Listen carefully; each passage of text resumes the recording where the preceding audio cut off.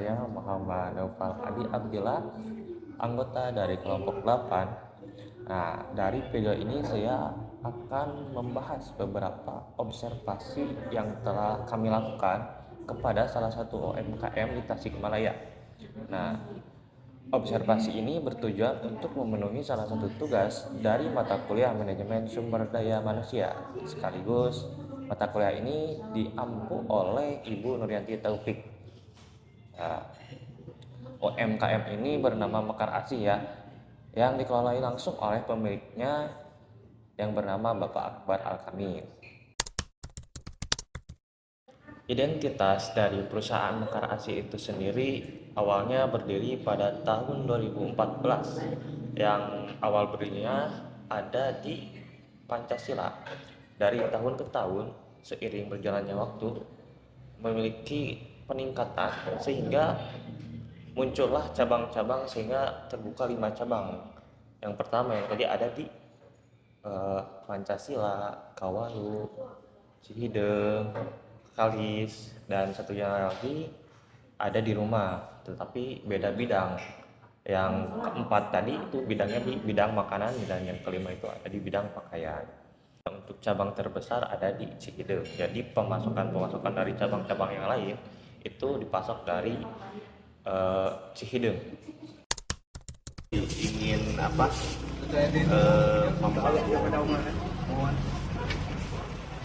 kayak misalnya anak-anak muda ya, biar lebih kerja keras gitu kan, terus memperdayakan orang-orang yang nganggur gitu lumayan ya gitu lah. Rekrutmen dalam perekrutan tenaga kerja di perusahaan Mekar Asih ini memiliki kriteria di antaranya jujur, bertanggung jawab, penalaran yang bagus, artinya memiliki daya ingat yang tinggi. Nah, faktor-faktor di atas menjadi poin penting yang menjadi standarisasi tenaga kerja yang dibutuhkan oleh perusahaan Mekar Asih itu sendiri. Tahapan seleksi yang dilakukan oleh Mekar Asih itu sendiri bisa dibilang sederhana, karena hanya dengan memenuhi kriteria-kriteria yang telah disebutkan tadi, maka tenaga kerja tersebut sudah bisa bekerja di perusahaan Mekar Asih.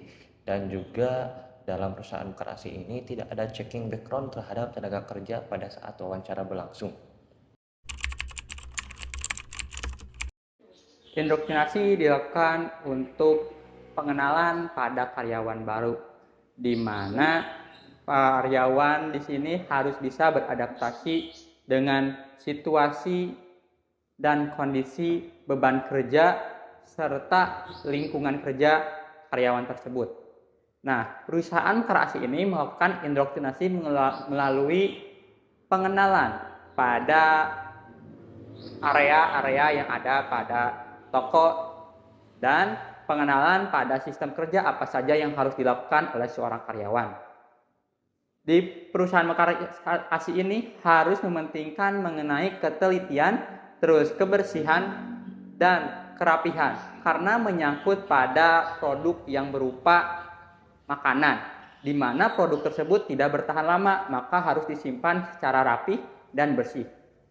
Terus indoktrinasi ini bertujuan untuk supaya karyawan lebih semangat dalam bekerja, antusias, serta agar perusahaan tidak perlu mengenal kembali pada karyawannya mengenai perusahaan ini.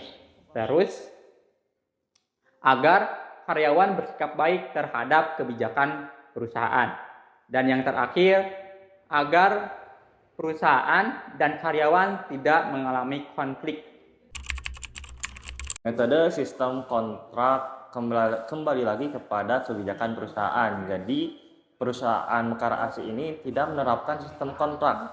Ketika tenaga kerja tersebut masih merasa nyaman, ingin serius tetap bekerja sama, maka karyawan tersebut masih bisa tetap bekerja untuk perusahaan Mekar Asih ini. Dan juga pada ketika saat COVID-19, pada saat itu perusahaan Mekar Asih ini mengalami penurunan omset yang lumayan signifikan sehingga mengakibatkan adanya beberapa pemutusan hubungan kerja karyawan yang asalnya dari 30 orang tenaga kerja menjadi 15 orang tenaga kerja.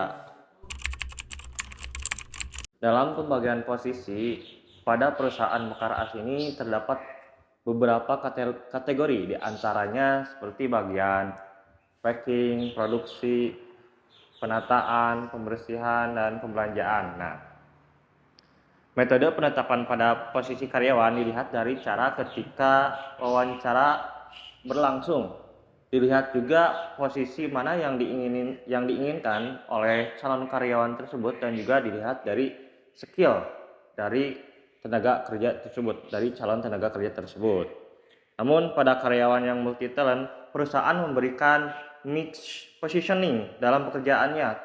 Contohnya, karyawan A bekerja secara fleksibel pada posisi manapun ketika memang sewaktu-waktu memang tidak ada pelanggan atau kosong pada pekerjaan yang ia lakukan, dan juga tidak ada unsur paksaan atau terkekang yang berlebihan. Development and training. Perusahaan Mekar ASI tidak melakukan pelatihan secara khusus pada karyawannya. Setelah para karyawan diterima, maka mereka akan dibimbing secara berkala dari mulai prosedur apa saja yang dilakukan di perusahaan Mekar ASI. Dari mulai penataan barang, pembersihan area toko, pembelanjaan, hingga pembayaran. Mereka akan dibimbing secara berkala dan bertahap hingga mereka bisa mengikuti prosedur yang terdapat di perusahaan tersebut. Mereka dibimbing secara langsung oleh owner ataupun karyawan senior yang ada di sana. Mutasi yang dilakukan perusahaan Mekar ASI ini merupakan mutasi horizontal, di mana mutasi ini dilakukan dalam level dan tingkat yang sama. Nah, mutasi ini dilakukan dari cabang satu ke cabang lain, di mana karyawan yang misalnya dari toko outlet Pancasila dipindahkan ke Cihideng. Nah, hal ini bertujuan yang pertama untuk meningkatkan omset penjualan, yang kedua untuk menambah skill dan pengembangan karyawan perusahaan Mekar ASI. Terus untuk menghindari konflik yang ada dengan kejenuhan para karyawan. Setelah melakukan wawancara dengan salah satu UMKM di Kota Tasikmalaya, yaitu Mekar ASI, kelompok kami akan menyusun evaluasi serta memberikan saran yang relevan terkait temuan dari hasil wawancara yang telah kami lakukan. Nah, untuk evaluasi yang pertama, tidak ada seleksi saat penarikan tenaga kerja. Sedangkan yang kedua, tidak ada sistem kontrak.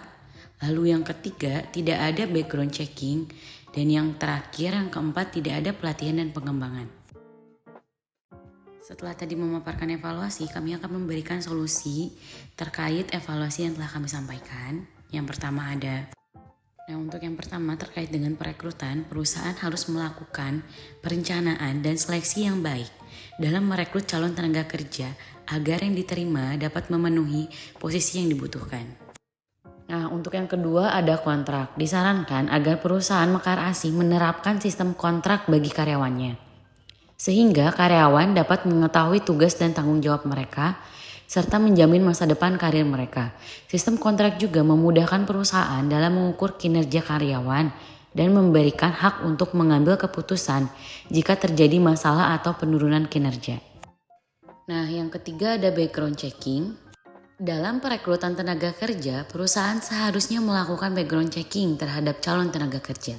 Hal ini penting untuk mengetahui latar belakang calon tenaga kerja, apakah pernah bekerja di perusahaan lain ataupun pernah terlibat dalam tindakan kriminal. Yang terakhir ada development.